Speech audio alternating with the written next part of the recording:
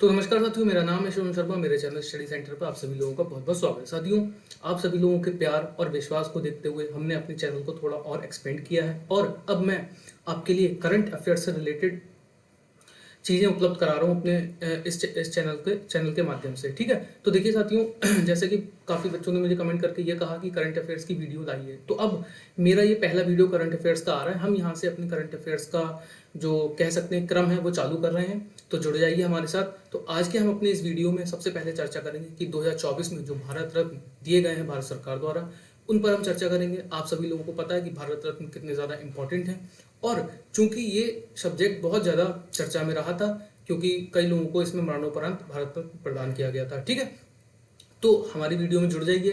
देखिए, आने वाले एग्जाम जो यूपी पीसीएस का होने वाला है, ठीक है, और उसके बाद यूपी पीएससी आरओ एआरओ भी एग्जाम लगा हुआ है। फिर उसके बाद अभी जो भर्तियां घोषित हुई हैं, RRB NTPC graduation plus SSC GD और पुलिस की भर्तियां भी जो लगी हुई हैं। तो हमारे साथ इस चैनल से जुड़ जाइए और हमारी वीडियो को देखिए। इस वीडियो की खासियत मैं आपको बता दूं कि आपको इसमें कॉपी कलम लेके बैठने की कोई आवश्यकता नहीं।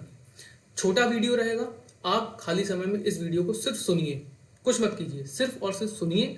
ठीक है, उसी के माध्यम से आपके दिमाग में मैं ये वीडियो को मतलब इस वीडियो के माध्यम से कंटेंट को इस तरीके से आपके दिमाग में उतार दूंगा कि जब आप पेपर में बैठेंगे तो कहीं ना कहीं आप क्वेश्चन को क्लिक कर लेंगे। ठीक है, तो ज़्यादा समय नहीं गवाते हैं और अपनी वीडियो को शुरू करते हैं। तो जुड़ जाइए हमारे साथ। तो देखिए यहाँ पर जो पहला क्वेश्चन यहाँ से स्टार्ट होता है, भारत रत्न 2024। देखिए, भारत सरकार ने 5 प्रतिष्ठित हस्तियों कर्पूरी ठाकुर, लाल कृष्ण आडवाणी, एमएस स्वामीनाथन, पीवी नरसिम्हा राव और चौधरी चरण सिंह को भारत का सर्वोच्च नागरिक सम्मान भारत रत्न देने का ऐलान किया है। इसके साथ ही अब तक भारत रत्न पाने वालों की कुल संख्या कितनी हो गई है?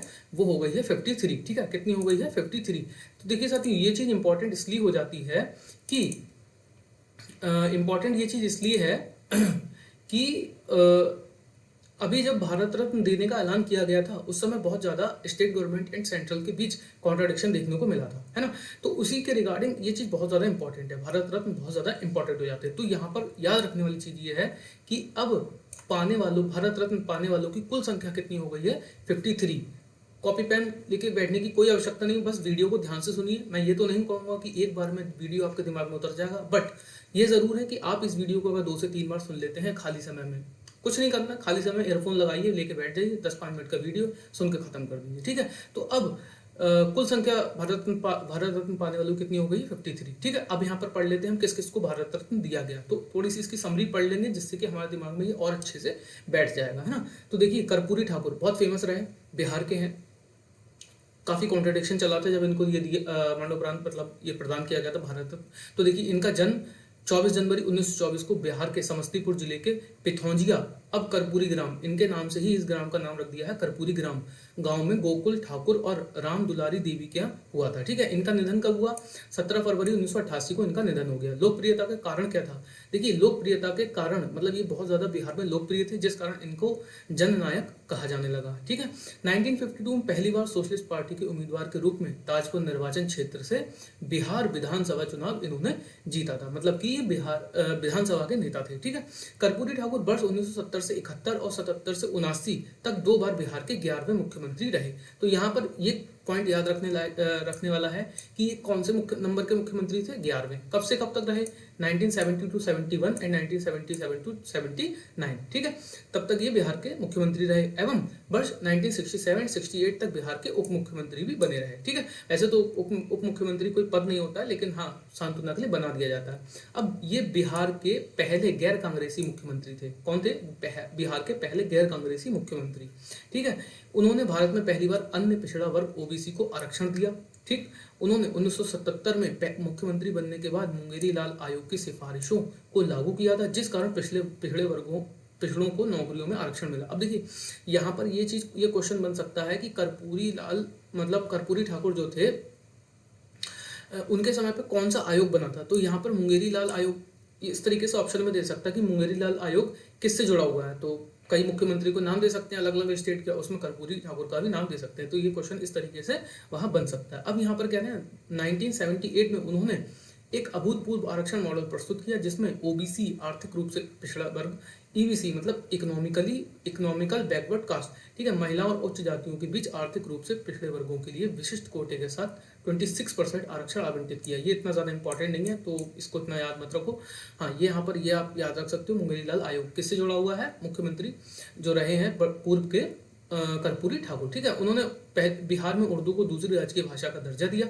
ये भारत रत्न पाने वाले 40वें और मरणोपरांत रत्न पाने वाले 15वें, ठीक है। अब देखो यहाँ पर ये इंपॉर्टेंट क्वेश्चन बन जाता है कि कर्पूरी ठाकुर भारत रत्न पाने वाले कौन से नंबर के व्यक्ति बने हैं, 40वें, और मरणोपरांत भारत रत्न पाने वाले 15वें, ठीक है। मतलब कि जिनकी मृत्यु हो जाती है उनको जो दिया जाता है तो ये 15वें नंबर के हैं, ठीक है। बिहार से भारत रत्न पाने वाले कौन से व्यक्ति हैं, चौथे। तो ये क्वेश्चन यहाँ पे बन सकते हैं। ये नंबर्स बहुत ज़्यादा इंपॉर्टेंट हो जाते हैं, इनको याद रखिए। 40वें मतलब कि 40वें भारत रत्न पाने वाले 40वें बने हैं, बिहार के चौथे हैं, 15वें मरणोपरांत वाले हैं, ठीक है। उसके बाद MS Swaminathan, very famous question, मतलब यहाँ से तो क्वेश्चन बनने की बहुत ज़्यादा संभावनाएं हैं, ठीक है। भारत की हरित क्रांति के जनक कृषि वैज्ञानिक, ठीक, ये कौन थे, हरित क्रांति के इनको जनक कहा जाता है, कृषि वैज्ञानिक थे MS स्वामीनाथन। जन्म इनका हुआ था 7 अगस्त 1925। देखिए अभी जो पेपर हुआ था UPPSC ROR जो कैंसिल हो गया था उसमें भी इनको पूछा गया था, ठीक है। अब ये 1925 को तमिलनाडु के कुंभकोणम में हुआ था इनका जन्म, ठीक है। इनकी मृत्यु 28 सितंबर 2023 को, क्योंकि हाल फिलहाल में इनकी मृत्यु हुई थी तो उसमें क्वेश्चन में मतलब पेपर में इनका क्वेश्चन एक आया था, ठीक है। वो चेन्नई में हुआ था, कहाँ इनकी मृत्यु हुई है, चेन्नई में, ठीक है। स्वामीनाथन को कई प्रतिष्ठित पुरस्कार प्राप्त हुए, जिनमें शांति स्वरूप भटनागर पुरस्कार, इंपॉर्टेंट पुरस्कार है, ध्यान रखिएगा। शांति स्वरूप भटनागर इंपॉर्टेंट है। 1961 में इनको कब मिला है शांति स्वरूप भटनागर, 1961 में। रैमन मैग्सेसे इनको मिला है 1971 में, और अल्बर्ट आइंस्टीन विश्व विज्ञान पुरस्कार 1986, याद रखिएगा। एक बार मैं फिर डेट बोल दे रहा हूँ, 1961 शांति स्वरूप भटनागर, रैमन मैग्सेसे 1971, और 1971 इनको आप ऐसे याद रखिए, रैमन मैग्सेसे 1971 की बांग्लादेश बना तभी इनको ये पुरस्कार मिला, ऐसे याद रख लीजिए। और आइंस्टीन विश्व विज्ञान पुरस्कार इनको मिला 1986 में। इसके साथ ही इनको पद्मश्री मिला है 1967 में, ये इंपॉर्टेंट हो जाता है पद्मश्री, ठीक है, ये याद रखिए। इनको पद्मश्री कब दिया गया, 1967, और पद्म भूषण 1972, और पद्म विभूषण 1989। बहुत ज़्यादा क्वेश्चन मतलब ज़्यादा हो गए, तो वीडियो को बार बार जब आप देखेंगे तो ये कहीं ना कहीं आपके दिमाग में फिक्स हो जाएंगी चीज़ें, ठीक है। लेकिन इसके लिए आपको मेहनत करनी पड़ेगी थोड़ी सी। फिर उसके बाद PV नरसिम्हा राव, सभी जानते हैं PV नरसिम्हा राव का जन्म 28 जून 1921 को वर्तमान तेलंगाना, तब मतलब हैदराबाद, तब तेलंगाना अलग नहीं हुआ था, ठीक है। हैदराबाद के वारंगल जिले, ठीक है, हैदराबाद के वारंगल जिले के लकनेपल्ली गाँव में हुआ था, ठीक है। इनका पूरा नाम, इनका जो पूरा नाम है, इनका पूरा नाम पामुलापति वेंकट नरसिम्हा राव था। पामुलापति वेंकट नरसिम्हा राव इनका पूरा नाम था, ठीक है, ये याद रखिएगा। इनके पिता का नाम सीताराम राव और माता का नाम रुक्माबाई था, ठीक है। 1991 से 1996 तक भारत के 9वें प्रधानमंत्री बने रहे। देखिए इन्हीं के समय पे जो रिफॉर्म्स हुए थे, आर्थिक रूप से जो रिफॉर्म्स हुए थे, मतलब हमारी अर्थव्यवस्था को जो ओपन कर दिया गया था वो इन्हीं के समय पे हुआ था, ये ध्यान रखिएगा। PV नरसिम्हा राव, इन्होंने भारत के रक्षा मंत्री, विदेश मंत्री, गृह मंत्री के रूप में भी कार्य किया है। तो ऐसे भी क्वेश्चन बना सकता है कि जो PV नरसिम्हा राव हैं, देखिए यहीं से क्वेश्चन बनते हैं हिस्ट्री के, ठीक है। तो ये क्वेश्चन ऐसे भी बना सकते हैं कि PV नरसिम्हा राव किस किस पद पर रहे हैं, तो ये रक्षा मंत्री भी रहे हैं, विदेश मंत्री भी रहे हैं, गृह मंत्री भी रहे हैं, और 9वें प्रधानमंत्री भी रहे हैं, ठीक है। फिर 1971 से 1973 तक आंध्र प्रदेश के चौथे मुख्यमंत्री भी बने रहे। 73वें और 74वें संवैधानिक संशोधन अधिनियम का कार्यान्वयन PV नरसिम्हा राव के कार्यकाल के दौरान ही हुआ था। तो 73 एंड 74 कॉन्स्टिट्यूशनल अमेंडमेंट, संवैधानिक संशोधन 73 एंड 74, याद रखना, ये किसके समय पे हुआ था, PV नरसिम्हा राव के समय पे हुआ था।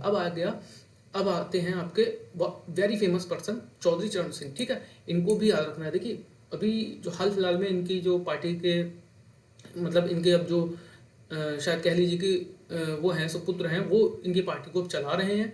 तो हाल फिलहाल में जब इनको भारत रत्न दिया गया था तो काफ़ी मतलब बातें उठी थी, इसीलिए चर्चा में भी रहे थे बहुत ज़्यादा। चौधरी चरण सिंह का जन्म 23 दिसंबर 1902 को उत्तर प्रदेश के मेरठ जिले के नूरपुर में जाट किसान परिवार में हुआ था, ठीक है। इनकी जो पार्टी है, मैं शायद उनका नाम भूल रहा हूँ, उत्तर प्रदेश की ही पार्टी है ना, UP वेस्ट में इनकी पार्टी बहुत फेमस है। इनकी जयंती पर 23 दिसंबर को राष्ट्रीय किसान दिवस मनाया जाता है। देखिए वेरी फेमस, 23 दिसंबर को राष्ट्रीय किसान दिवस मनाया जाता है, और किसकी याद में मनाया जाता है, तो वो है हमारे चौधरी चरण सिंह की याद में मनाया जाता है। कब? 23 दिसंबर को, ठीक है, याद रखिएगा। इनकी जयंती भी होती है। अब इनकी मृत्यु कब हुई थी? इनकी मृत्यु हुई थी 29 मई 1987 को, ठीक। ये भी याद रखने वाली चीज़ है कि इनकी मृत्यु कब हुई थी? 29 मई 1987। सर्वप्रथम 1937 छपरौली से उत्तर प्रदेश विधानसभा के लिए ये चुने गए। तो ये भी विधानसभा के नेता थे स्टार्टिंग में। कब चुने गए? 1937 में, ठीक है, छपरौली से। कहाँ से? छपरौली से। अब 1979 टू 1980 मतलब कि 1979 से 1980 तक भारत के 5वें प्रधानमंत्री रहे। तो पीवी नरसिम्हा राव कौन से नंबर के प्रधानमंत्री रहे? 9वें नंबर के, ठीक, याद रखना।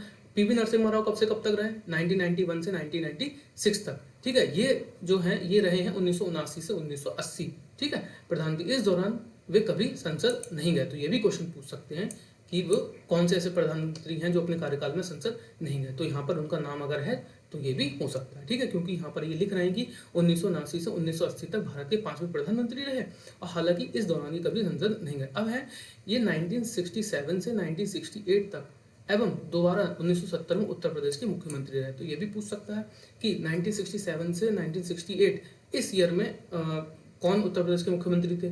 तो चौधरी चरण सिंह। 1970 में पूछ सकता है कौन थे? तो भी चौधरी चरण सिंह ही आंसर होगा। इनके समाधि स्थल को किसान घाट के रूप में जाना जाता है। ये इंपॉर्टेंट है, ये याद रखिएगा। ऐसे भी क्वेश्चन पूछ सकता है आपसे कि किसके समाधि स्थल को किसान घाट के रूप में जाना जाता है? तो आंसर होगा चौधरी चरण सिंह। अब यहाँ पर जो समरी दी गई है बहुत ज़्यादा इंपॉर्टेंट है। ये चीज़ मुझे बहुत अच्छी लगती है इस बुक की कि ये लोग जो समरी देते हैं 4 से 5 क्वेश्चन। अब यहाँ पर 4 से 5 चीज़ें इन्होंने दी हैं, देखिए, है ना। इसमें से क्वेश्चन फंस सकता है और बहुत ज़्यादा इंपॉर्टेंट भी है। तो भारत रत्न पुरस्कार देने की शुरुआत कब हुई? 1954, याद रखिएगा। कब से शुरू हुआ भारत रत्न पुरस्कार? 1954 से। 1955 से यह पुरस्कार मरणोपरांत भी दिया जाता है, ठीक है। 19 मतलब अगले ही साल से 1955 से मरणोपरांत भी दिया जाने लगा।